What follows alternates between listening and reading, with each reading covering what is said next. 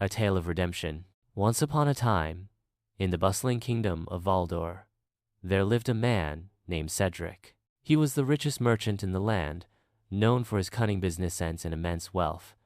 However, he was also infamous for his selfishness. He never shared a coin with the poor, refused to help struggling traders, and was only concerned with his own prosperity. Cedric had a magnificent mansion filled with treasures from every corner of the world.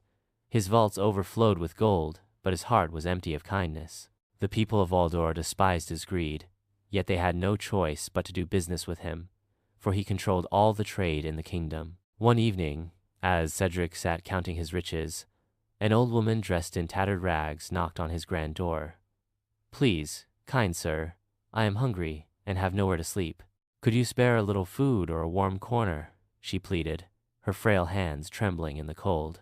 Cedric scoffed, looking at her with disdain.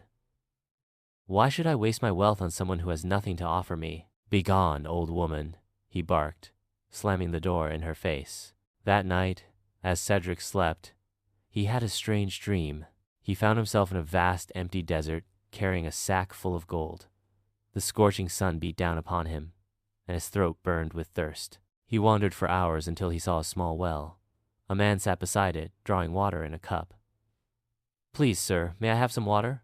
Cedric begged. The man looked at him and smiled. "Of course, but only if you trade some gold for it." Desperate, Cedric reached into his sack and handed over a handful of gold coins.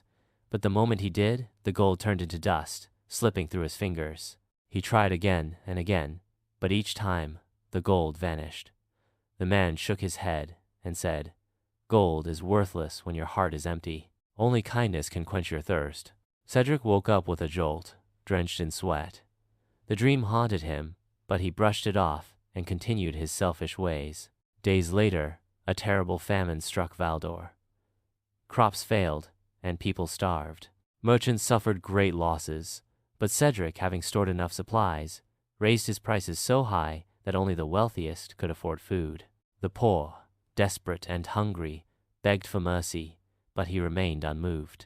One day, a young boy approached Cedric's shop, his eyes sunken and his ribs showing. "Please, sir, my mother is sick and starving. We have no money, but I will work for you if you could spare some food." Cedric sneered. "If you cannot pay, you cannot have anything. That is how business works." Heartbroken, the boy left.